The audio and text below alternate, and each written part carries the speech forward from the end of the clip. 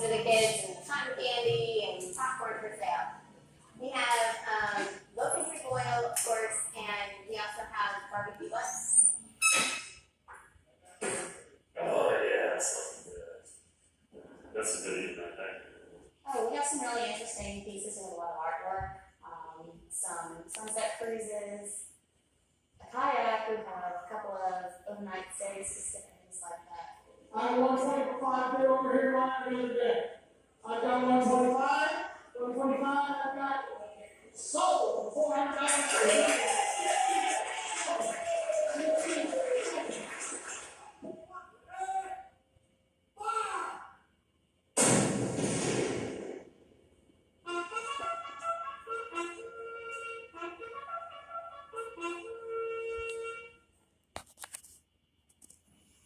These United Colonies are, and of right, ought to be free and independent states, that they are dissolved from all allegiance to the British crown, and that all political connections between them.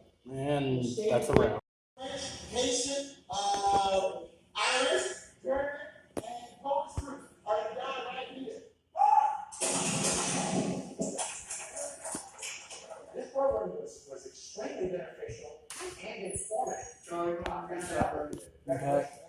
Was that not read? One time the internet, but was read 3 times, and it was a pretty big deal. I learned how the Declaration of Independence was on several different places. Like it's been to Boston and Philadelphia and here. I didn't realize that we had the Revolutionary War in Savannah. I knew that they had the Civil War, but I didn't realize that there was so much history with the Revolutionary War.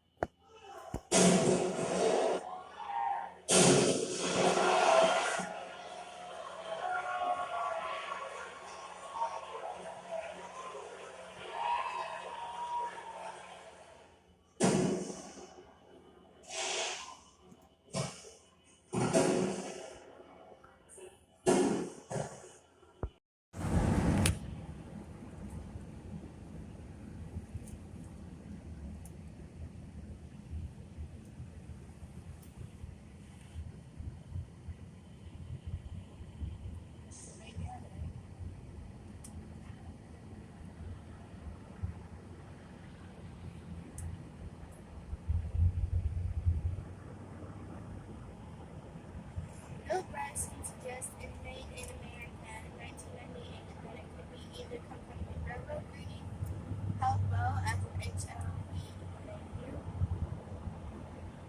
or a symbolic abbreviation for Helper. No. I know it's not.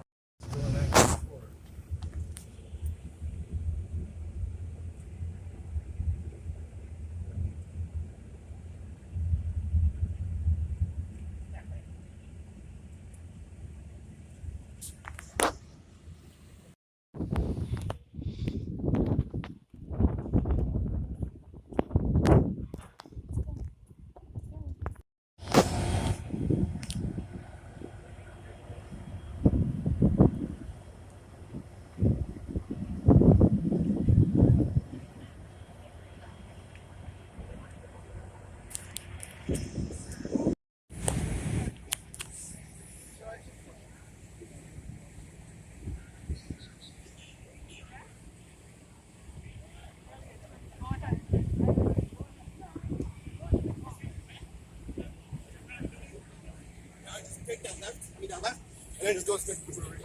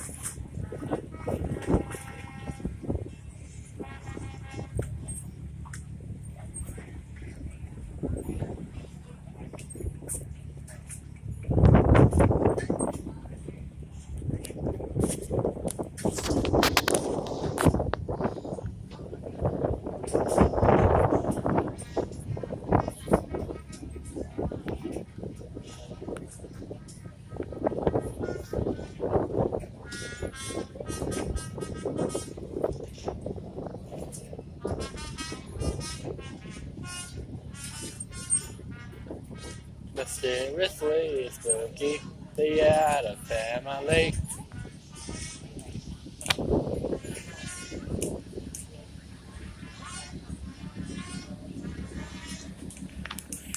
So can't I mission one family mission one.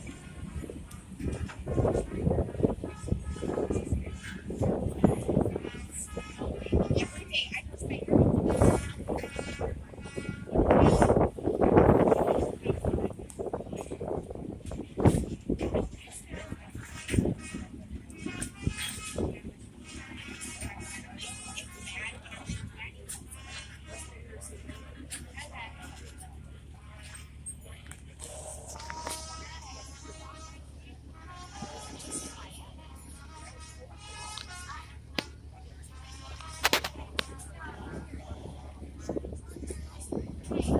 Three. They form up their lines and fire disciplined shot after disciplined shot into the British ranks. When the British see this, they're surprised, they're shocked that these colored troops have such organization is firing at them, that they form up their lines and they fire back at the Haitians, but they don't break. Let's get to the British. They don't know that these are professionally trained soldiers by the French military. The Haitians hold the line. When the British realize that the Haitians aren't going to break, they decide that the French and the Americans have had enough, and they go back into the safety of the redoubt. By the way, that battle lasts 55 minutes. Of those 55 minutes, 800 had.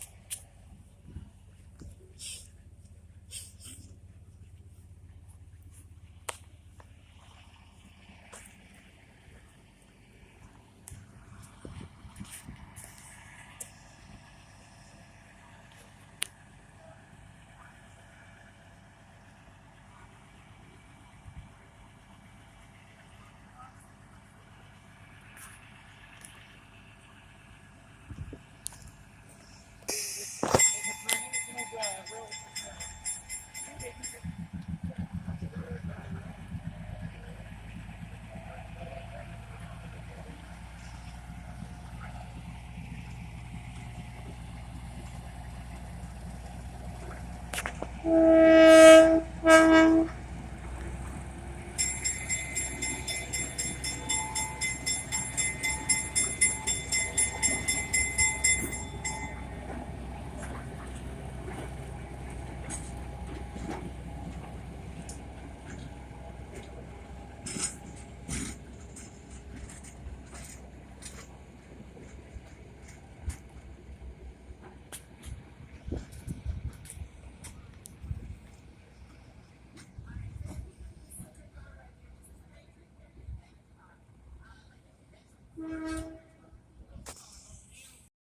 the repair yards in the central of Georgia. The roundhouse itself is for the repair of the locomotive, and the buildings on this side are for the repairs of the cars.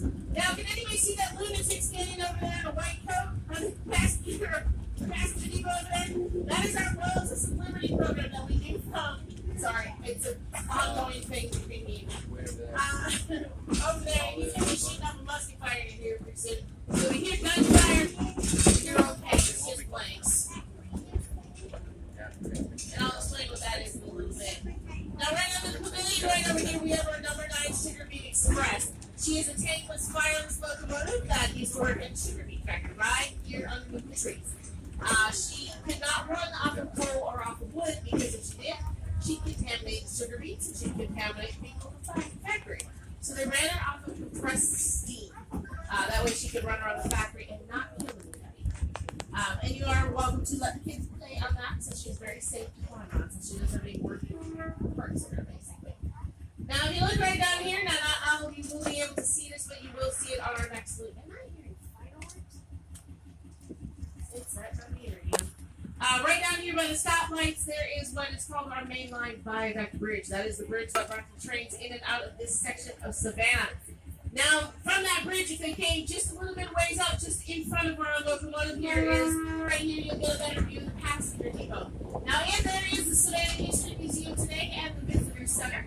And this middle section right here where the big flag is, the very large quantity of cement blocks, is the Battlefield Park Memorial. Now, that is memorializing a Revolutionary War battle that took place right here on October 9, 1779. It was the bloodiest hour in the Revolutionary War. In a 45-minute period, there was 800 casualties meaning both death and injury.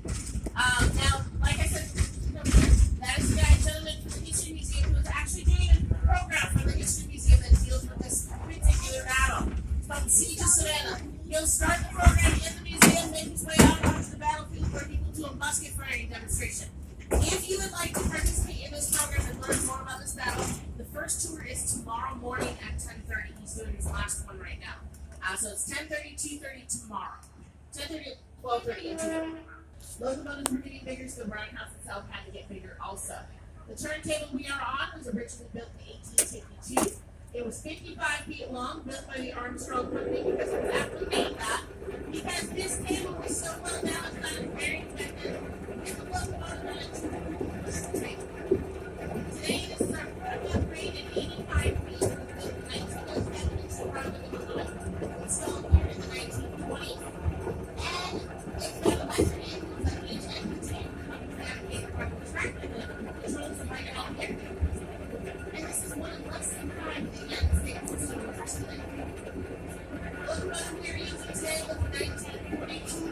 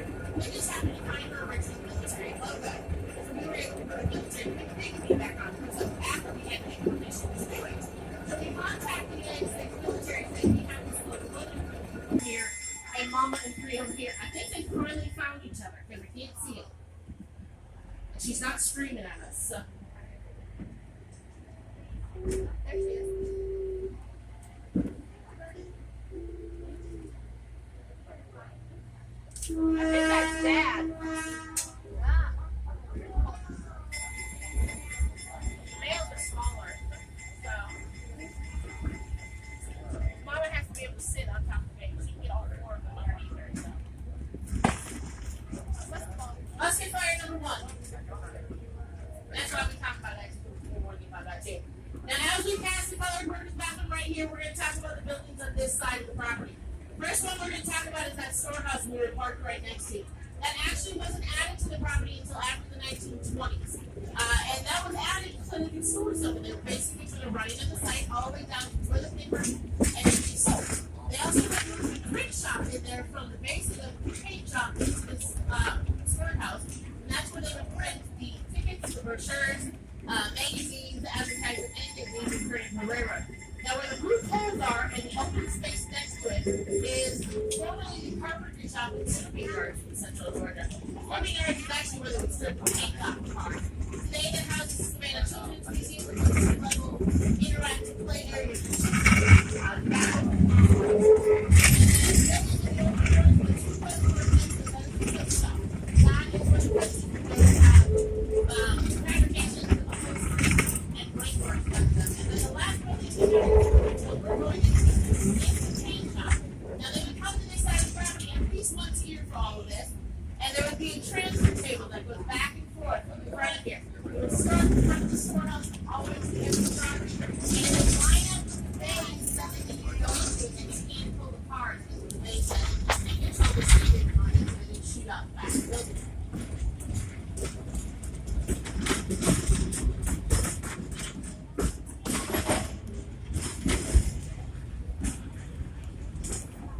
That's the one that used to be on River Street. That would always. If you would like to, it's kind of dark in here, so if you want to see what we're talking about, you'll have to come down here. Now, the first thing I'm going to talk about is these two red cabooses we have behind the streetcar here. Those are cupola-style cabooses. They were from freight trains. And basically how it works is they're the last car on a freight train, and the conductor, the flagman, and the brakeman can sit in there. They would sit up in the cupola and watch the train in front of them to make sure nothing caught on fire. If something did, the brakeman gets up top, runs across the top of the cars, and separates the car that has caught on fire from the rest of the train, and hopefully gets off with his life. The average lifespan of the brakeman was 27 years old. You had to make a jump between train cars that were separated from each other, or you might have slid off the sides. Not the safest job in the world. Now, the first one we're talking about is called X10 Cupola Style Caboose. It was built in 1922. It was owned by the Wrightsville and Tenniel, or also known as the WT, or the Wiggle and Twist. And it was called the Wiggle and Twist because the tracks were so bad they would wiggle and twist as the trains went over it. The other one is an X57 Cupola Style Caboose. This one was actually directly owned by the Central of Georgia. And we received this one about. The tracks that they have down on River Street are actually freight tracks. They don't fit her wheels. So what they're going to do is they're going to put something compatible for her to run down there, and she'll be able to come back down and run again. And part of that is, too, they're going to move her tracks over so the cars can pass her as she's going up and down River Street also. So eventually she will make her way down, hopefully in the next year or so, to go back down there. Now the next car I'm going to talk about is the Fruit Growers Express right here, this yellow car. This is a 1927 refrigerated car. It was used for moving produce from one end of the country to the other. Now, inside of there are two bunkers, one on each end of the car. Those bunkers are filled with ice. Now, depending on what you were hauling, depending on how big the chunks of ice are that went into there, because you needed to have the car a certain temperature for certain things. So say you're hauling something like strawberries in there, your chunks of ice are going to be no bigger than a softball. Any bigger than that, and you can potentially get the car too cold inside and damage the fruit that you're hauling. And so what they do is they put salt once it's over, or once it's filled, put salt on top, burlap on top of that to help it melt.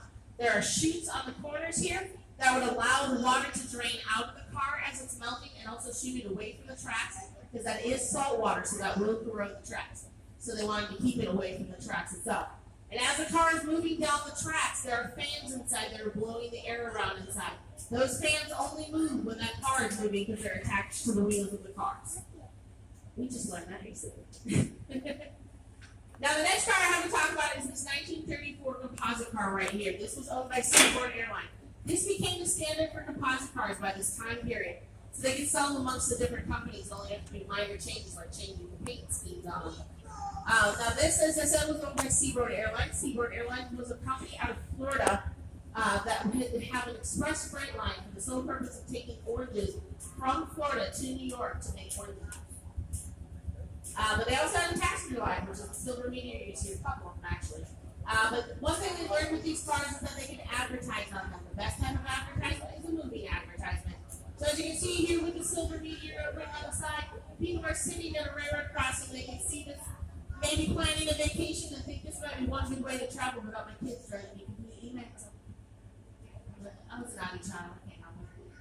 Now, right here is the last thing I have to talk about. This is skinny boat car we got right here. It's a 1914 passenger car. It was a segregated car also, so you have whites on one side, blacks on the other. This is a project that we've been working on with SCAD and Savanah Tech to do preservation on. They bring their classes in and use it as a teaching tool. I think we're kind of instigating it a little more and doing some of the work ourselves now. But this was basically very confusing for us at first. Once they started taking the side off, they noticed a very decided lack of metal on the side of her. And that's because by the 1910s, she should have more metal on her than what they found. Well, they ended up finding out that she's actually a replica of a car from the 1880s. And so they wanted a vintage style car in 1914. They reverse engineered an old car, followed the design and rebuilt it, or built it the same way that the other car was built. So they built it exactly the same. So that's why it confused us, because it was actually made in 1914, but it represents a car from the 1880s. So during World War I and World War II, this car was actually used for barracks and for the officers at Fort Gordon also. So they actually cut into the side here to put doors in. So we had to reinforce the hull of it before we moved her in here. She used to sit in the roundhouse. So we're going to get going.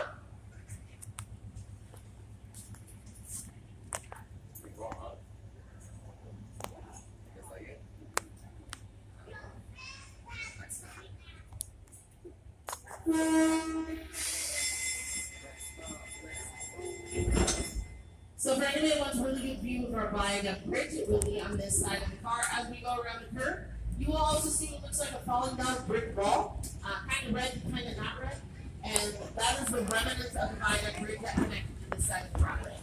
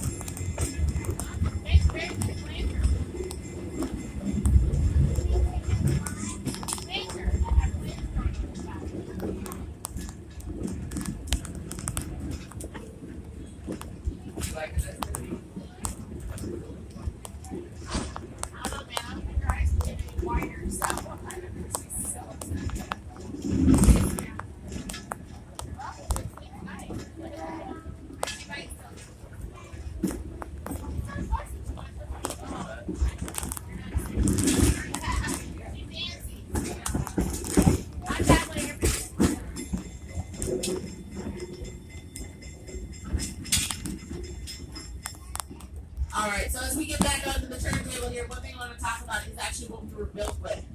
We were built with a very special type of brick. We were built with standard red. You will find it here, just because some of the construction in 1820 or 1920 brought it in here, or even during restoration. But if you take a look at the road worker's bathroom right here, you can see the difference in the brick.